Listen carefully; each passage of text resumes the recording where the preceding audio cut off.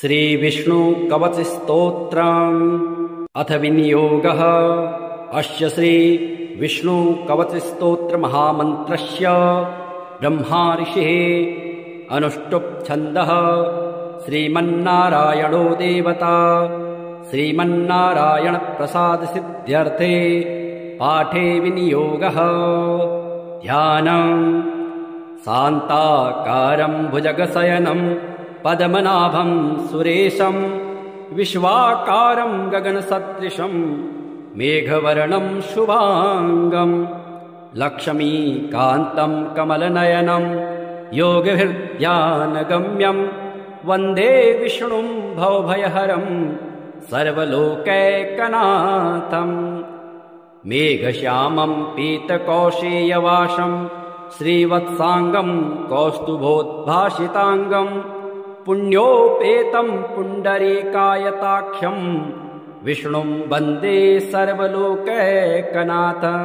सशङ्खचक्रं सकिरीटकुण्डलं सपेतवस्त्रं सरसीरुहेक्षणं शहारवक्षस्थलशोभिकौस्तुभं नमामि विष्णुं शिरसा चतुर्भुजम्। ॐ पूर्वतो मां हरिः पातु पश्चात् श्रीः सदक्षिणे श्रीकृष्ण उत्तरे पातु श्रीगो विष्णुश्च सर्वशः। ऊर्ध्वं मे नन्दनी पातु अधस्तात् सारङ्गभृत् सदा पादौ पातु सरोजाङ्गे अङ्गे पातु जनार्दनः। जानुनी मे जगन्नाथः ऊरो पातु त्रिविक्रमः गुह्यं पातु श्रीकेशः पृष्ठं पातु ममाव्ययः। पातु नाभिं ममानन्तः कुक्षिं राक्षसमर्दनः दामोदरो मे हृदयं वक्षः पातु निकेसरे। करो मे कालिया रात्रिः भुजो भक्त्यार्तिभञ्जनः कण्ठं कालाम्बुदश्यामः स्कन्धौ मे कंसमर्दनः। नारायणो मे व्यान्नाशां कर्णो मे च प्रभञ्जनः कपालं पातु वैकुण्ठः जिह्वां पातु दयानिधे। अस्यां दशास्य हन्ताव्यात् नेत्रे मे पद्मलोचनः भ्रुवो मे पातु भूमा च ललाटं मे सदाच्युतः। मुखं मे पातु गोविन्दः शिखां गरुडवाहनः मामशेषशायी सर्वेभ्यो व्याधिभ्यो भक्तवत्सलः। पिशाचाग्निज्वरेभ्यो माम् आपद्भ्यो वतु माधव सर्वेभ्यो दुरितेभ्यश्च पातु मां पुरुषोत्तमः। इदं श्रीविष्णुकवचं सर्वमङ्गलदायकं सर्वरोगप्रशमनं सर्वशत्रुविनाशनम्। एवं जजाप तत्काले स्यात् परश्चाक्षरं परं त्रिसन्ध्यं यः पठेच्छुद्धः सर्वत्र विजयी भवेत्। विष्णोर्जिष्णोर्वषट्कारो देवदेवो वृषाकपिः दामोदरो दीनबन्धो रादिदेवोदितेः सुतः। पुण्डरीकः परानन्दः परमात्मा परात्परः परशुधारी विश्वात्मा कृष्णः कलिमलापः। कौस्तुभोद्भासितो रश्को नरो नारायणो हरिः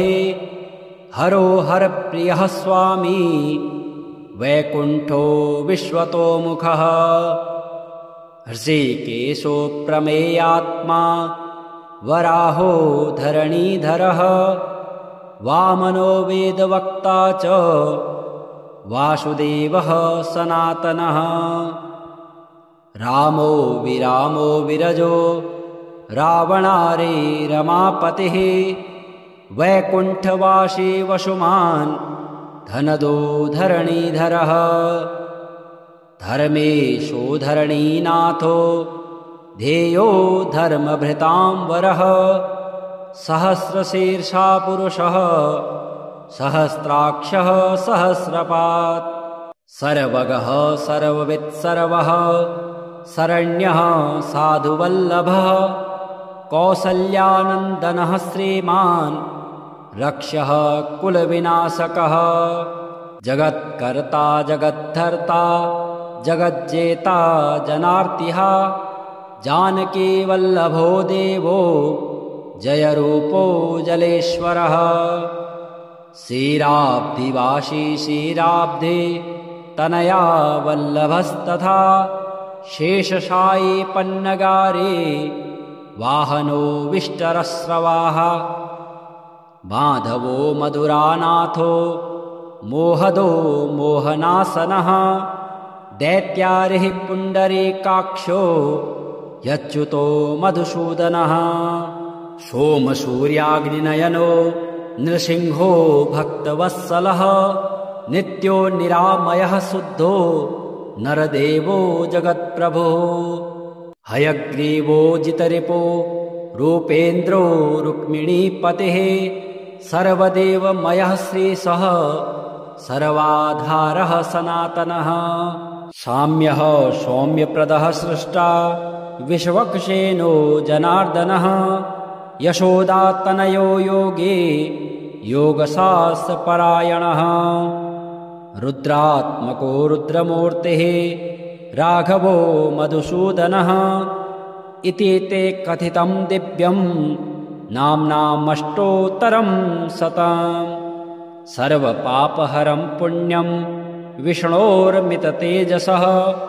दुःखदारिद्र्यदौर्भाग्य नाशनं सुखवर्धनं सर्वसम्पत्करं सौम्यं महापातकनाशनं प्रातरुत्थाय विप्रेन्द्र पठेदेकाग्रमानसः तस्य नश्यन्ति विपदां राशयः सिद्धिमाप्नुयात् जाबालिरुवाच गुरून् वद महाभाग वेदव्यास जगद्गुरो गुरूणां तारतम्यं च कस्मात् किं फलमुच्यते व्यास उवाच माता पिता गुरुः श्रेयान् ज्येष्ठभ्राता पितामहः श्वशुरो मातुलश्चैव तथा मातामहः स्मृतः पितुर्ज्येष्ठः कनिष्ठश्च भ्राता ज्येष्ठा निजस्वसा पितुः स्वसा जनन्याश्च स्वसा गुरुजनः स्मृतः पत्न्यः पितामहादीनां तथैव गुरुवः स्मृतः एतेषु हि पिता श्रेयान् गुरुरेव महागुरुः पिता धर्मः पिता स्वर्गः पिता हि परमं तपः पितरे प्रीतिमापन्ने प्रियन्ते सर्वदेवतः पिता यस्य क्वचित् दुष्टो न तस्य कश्चिद्गतिः जपोदानं तपोहोमः स्नानं तीर्थक्रियाविधिः वृथैव तस्य सर्वाणि कर्माण्यानि कानिचित् करोति सर्वदेवेशं पितरं चानुतप्ययः अनुत्तापः पितुस्तीव्रं विषं दहति यं सुतं जपादि विफलं तत्र दग्धचित्युक्तबीजवत् पित्रर्थे पुण्यकर्माणि कुर्यात् सर्वाणि सत्सुतः तेनाननुमतोऽप्येवं कुर्वन्नेवावसेदते यत्नातु पितरं यस्तु कियत्पुण्यं च कारयेत् सतत्पुण्यफलं कोटि गुणमाप्नोत्यसंशयम् शृणु वक्षे पितुः स्तोत्रं विष्णवे ब्रह्मणोदितं नाभे पद्मोद्भवो येन तुष्टाव पितरं सतम् ब्रह्मोवाच ॐ नमः पित्रे जन्मदात्रे सर्वदेवमयाय च सुखदाय प्रसन्नाय सुप्रीताय महात्मने सर्वयज्ञस्वरूपाय स्वर्गाय परमेष्टिने सर्वतीर्थावलोकाय करुणासागराय च नमः सदासुतोषाय शिवरूपाय ते नमः सदापराधक्षमिणे सुखाय सुखदाय च दुर्लभं मानुषमिदं येन लब्धं मया वपुः संभावनीयं धर्मार्थे तस्मै पित्रे नमो नमः तीर्थस्नानतपोहोम जपादे यस्य दर्शनं महागुरुश्च गुरुवे तस्मै पित्रे नमो नमः यस्य प्रणामस्तवनात् कोटिशः पितृतर्पणम् अश्वमेधशतैस्तुल्यं तस्मै पित्रे नमो नमः इदं स्तोत्रं पितुः पुण्यं यः पठेत् प्रयतो नरः प्रत्यहं प्रातरुत्थाय पितृश्राद्धदिनेऽपि च स्वजन्मदिवसे साक्षात् पितुरग्रे स्थितोऽपि वा न तस्य दुर्लभं किञ्चित् सर्वज्ञतादिवाञ्छितं नानापकर्म कृत्वापि यः स्तौति पितरं सुतः स ध्रुवं प्रविधायैव प्रायश्चित्तं सुखी भवेत् पितुः प्रीतिकरो नित्यं सर्वकर्माणि यथार्हते ॐ पूर्वतो मां हरिः पातु पश्चात् श्रीः सदक्षिणे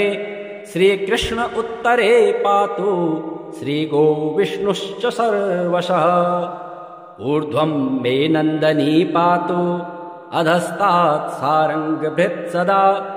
पादौ पातु सरोजाङ्गे अङ्गे पातु जनार्दनः जानुनी मे जगन्नाथः ऊरो पातु त्रिविक्रमः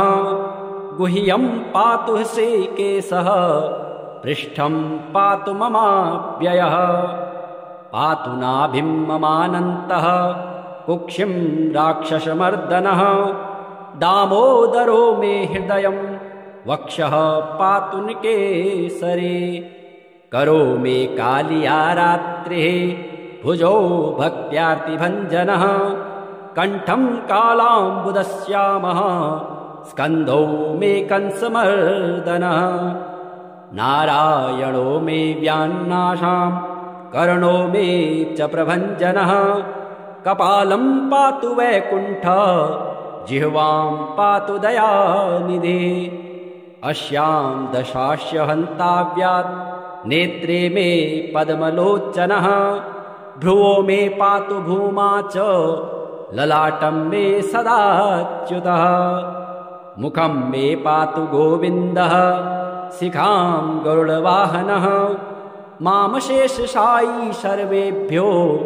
व्याधिभ्यो भक्तवत्सलः पिशाचाग्निज्वरेभ्यो माम् आपद्भ्यो वतु माधव सर्वेभ्यो दुरितेभ्यश्च पातु मां पुरुषोत्तमः इदं श्रीविष्णुकवचं सर्वमङ्गलदायकं सर्वरोगप्रशमनं सर्वशत्रुविनाशनम् एवं जजाप तत्काले स्यात् परश्चाक्षरं परं त्रिसन्ध्यं यः पठेच्छुद्धः सर्वत्र विजयी भवेत् विष्णोर्जिष्णोर्वषट्कारो देवदेवो वृषाकपिः दामोदरो दीनबन्धो रादिदेवोदितेः सुतः पुण्डरीकः परानन्दः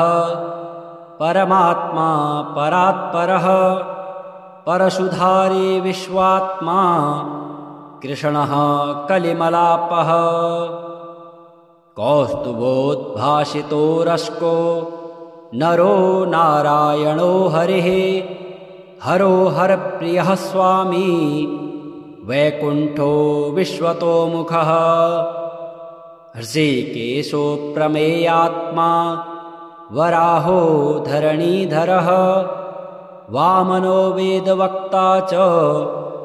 वासुदेवः सनातनः रामो विरामो विरजो रावणारे रमापतिः वैकुण्ठवासी वसुमान् धनदो धरणीधरः धर्मेशो धरणीनाथो ध्येयो धर्मभृतां वरः सहस्रशीर्षा पुरुषः सहस्राक्षः सहस्रपात् सर्वगः सर्ववित् सर्वः शरण्यः साधुवल्लभः कौसल्यानन्दनः श्रीमान् रक्षः कुलविनाशकः जगत्कर्ता जगद्धर्ता जगज्जेता जनार्तिः जानकीवल्लभो देवो जयरूपो जलेश्वरः क्षीराब्धिवासी क्षीराब्धे तनया वल्लभस्तथा शेषशायी पन्नगारे वाहनो विष्टरस्रवाः माधवो मधुरानाथो मोहदो मोहनासनः दैत्यारिः पुण्डरीकाक्षो यच्युतो मधुसूदनः सोमसूर्याग्निनयनो नृसिंहो भक्तवत्सलः नित्यो निरामयः शुद्धो नरदेवो जगत्प्रभुः हयग्रीवो जितरिपो रूपेन्द्रो रुक्मिणीपतिः सर्वदेवमयः श्रीशः सर्वाधारः सनातनः साम्यः सौम्यप्रदः सृष्टा विश्वक्सेनो जनार्दनः यशोदातनयो योगे योगशास्त्रपरायणः रुद्रात्मको रुद्रमूर्तिः राघवो मधुसूदनः इति ते कथितं दिव्यं नाम्नामष्टोत्तरं शतम् सर्वपापहरं पुण्यं विष्णोर्मिततेजसः दुःखदारिद्र्यदौर्भाग्य नाशनं सुखवर्धनं सर्वसम्पत्करं सौम्यं महापातकनाशनं प्रातरुत्थाय विप्रेन्द्र पठेदेकाग्रमानसः तस्य नश्यन्ति विपदां राशयः सिद्धिमाप्नुयात् जाबालिरुवाच गुरून् वद महाभाग वेदव्यास जगद्गुरो गुरूणां तारतम्यं च कस्मात् किं फलमुच्यते व्यास उवाच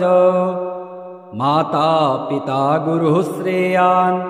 ज्येष्ठभ्राता पितामहः श्वशुरो मातुलश्चैव तथा मातामहः स्मृतः पितुर्ज्येष्ठः कनिष्ठश्च भ्राता ज्येष्ठा निजस्वसा पितुः स्वसा जनन्याश्च स्वसा गुरुजनः स्मृतः पत्न्यः पितामहादीनां तथैव गुरुवः स्मृतः एतेषु हि पिता श्रेयान् गुरुरेव महागुरुः पिता धर्मः पिता स्वर्गः पिता हि परमं तपः पितरे प्रीतिमापन्ने प्रियन्ते सर्वदेवतः पिता यस्य क्वचित् दुष्टो न तस्य कश्चिद्गतिः जपोदानं तपोहोमः स्नानं तीर्थक्रियाविधिः वृथैव तस्य सर्वाणि कर्माण्यानि कानिचित् करोति सर्वदेवेशं पितरं चानुतप्ययः अनुत्तापः पितुस्तीव्रं विषं दहति यं सुतं जपादि विफलं तत्र दग्धचित्युक्तबीजवत् पित्रर्थे पुण्यकर्माणि कुर्यात् सर्वाणि सत्सुतः तेनाननुमतोऽप्येवं कुर्वन्नेवावसेदते यत्नातु पितरं यस्तु कियत्पुण्यं च कारयेत् सतत्पुण्यफलं कोटि गुणमाप्नोत्यसंशयम् शृणु वक्षे पितुः स्तोत्रम् विष्णवे ब्रह्मणोदितम् नाभे पद्मोद्भवोद्येन तुष्टाव पितरं सतम् ब्रह्मोवाच ॐ नमः पित्रे जन्मदात्रे सर्वदेवमयाय च सुखदाय प्रसन्नाय सुप्रीताय महात्मने सर्वयज्ञस्वरूपाय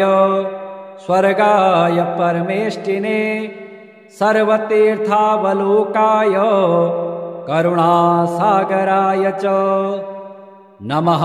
सदासुतोषाय शिवरूपाय ते नमः सदापराधक्षमिणे सुखाय सुखदाय च दुर्लभं मानुषमिदं येन लब्धं मया वपुः संभावनीयं धर्मार्थे तस्मै पित्रे नमो नमः तीर्थस्नानतपोहोम जपादे यस्य दर्शनं महागुरुश्च गुरुवे तस्मै पित्रे नमो नमः यस्य प्रणामस्तवनात् कोटिशः पितृतर्पणम् अश्वमेध शतैस्तुल्यं तस्मै पित्रे नमो नमः इदं स्तोत्रं पितुः पुण्यं यः पठेत् प्रयतो नरः प्रत्यहं प्रातरुत्थाय पितृश्राद्धदिनेऽपि च स्वजन्मदिवसे साक्षात् पितुरग्रे स्थितोऽपि वा न तस्य दुर्लभं किञ्चित् सर्वज्ञतादिवाञ्छितम् नानापकर्म कृत्वापि यः स्तौते पितरं सुतः स ध्रुवं प्रविधायैव प्रायश्चित्तं सुखी भवेत् पितुः प्रीतिकरो नित्यं सर्वकर्माण्यथार्हते ॐ पूर्वतो मां हरिः पातु पश्चात् श्रीः सदक्षिणे श्रीकृष्ण उत्तरे पातु श्रीगोविष्णुश्च सर्वशः ऊर्ध्वं मे नन्दनी पातु अधस्तात् सारङ्गभृत् सदा पादौ पातु सरोजाङ्गे अङ्गे पातु जनार्दनः जानुनी मे जगन्नाथः ऊरो पातु त्रिविक्रमः गुह्यं पातु श्रीकेशः पृष्ठं पातु ममाव्ययः पातु नाभिं ममानन्तः कुक्षिं राक्षसमर्दनः दामोदरो मे हृदयं वक्षः पातु निकेसरे करो मे कालिया रात्रिः भुजो भक्त्यार्तिभञ्जनः कण्ठं कालाम्बुदश्यामः स्कन्धौ मे कंसमर्दनः नारायणो मे व्यान्नाशां कर्णो मे च प्रभञ्जनः कपालं पातु वैकुण्ठः जिह्वां पातु दयानिधे अस्यां दशास्य हन्ताव्यात् नेत्रे मे पद्मलोचनः भ्रुवो मे पातु भूमा च ललाटं मे सदाच्युतः मुखं मे पातु गोविन्दः शिखां गरुडवाहनः मामशेषशायी सर्वेभ्यो व्याधिभ्यो भक्तवत्सलः पिशाचाग्निज्वरेभ्यो माम् आपद्भ्यो वतु माधव सर्वेभ्यो दुरितेभ्यश्च पातु मां पुरुषोत्तमः इदं श्रीविष्णुकवचं सर्वमङ्गलदायकं सर्वरोगप्रशमनं सर्वशत्रुविनाशनम् एवं जजाप तत्काले स्यात् परश्चाक्षरं परं त्रिसन्ध्यं यः पठेत् शुद्धः सर्वत्र विजयी भवेत् विष्णोर्जिष्णोर्वषट्कारो देवदेवो वृषाकपिः दामोदरो दीनबन्धो रादिदेवोदितेः सुतः पुण्डरीकः परानन्दः परमात्मा परात्परः परशुधारी विश्वात्मा कृष्णः कलिमलापः कौस्तुभोद्भासितो रश्को नरो नारायणो हरिः हरो हरप्रियः स्वामी वैकुण्ठो विश्वतोमुखः हृषीकेशो प्रमेयात्मा वराहो धरणीधरः वामनो वेदवक्ता च वासुदेवः सनातनः रामो विरामो विरजो रावणारे रमापतिः वैकुण्ठवासी वसुमान् धनदो धरणीधरः धर्मेशो धरणीनाथो ध्येयो धर्मभृतां वरः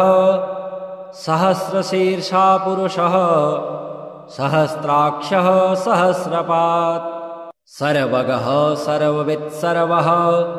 शरण्यः साधुवल्लभः कौसल्यानन्दनः श्रीमान् रक्षः कुलविनाशकः जगत्कर्ता जगद्धर्ता जगज्जेता जनार्तिः जानकीवल्लभो देवो जयरूपो जलेश्वरः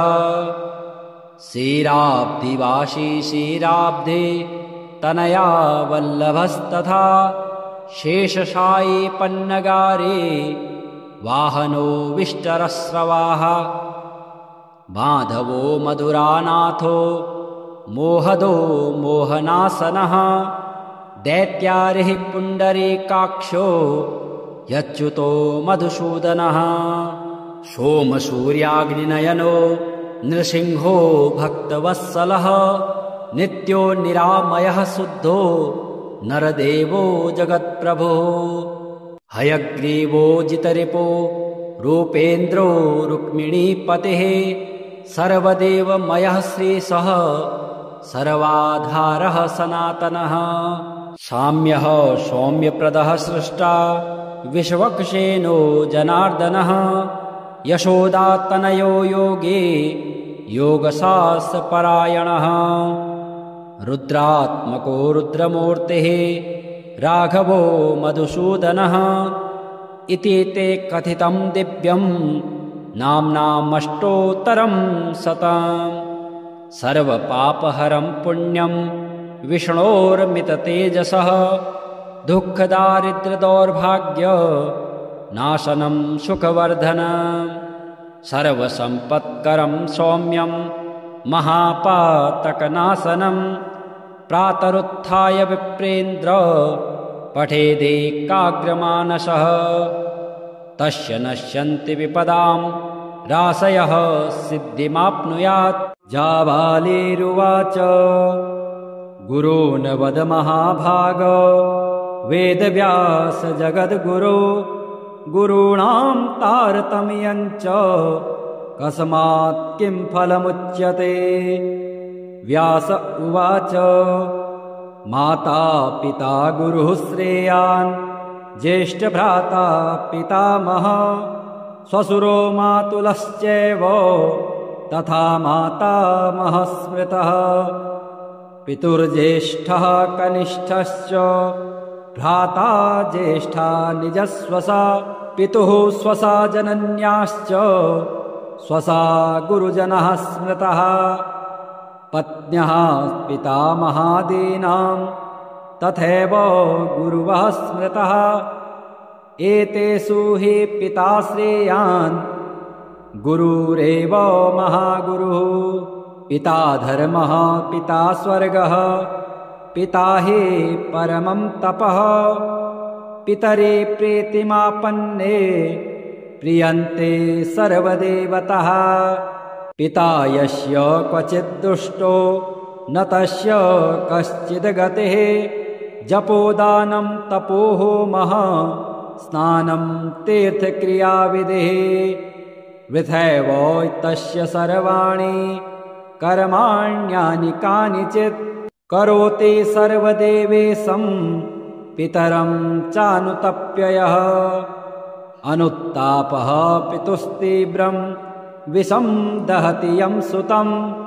जपादे विफलं तत्र दग्धचित्युक्तबीजवत् पित्रार्थे पुण्यकर्माणि कुर्यात् सर्वाणि सत्सुतः तेनाननुमतोऽप्येवं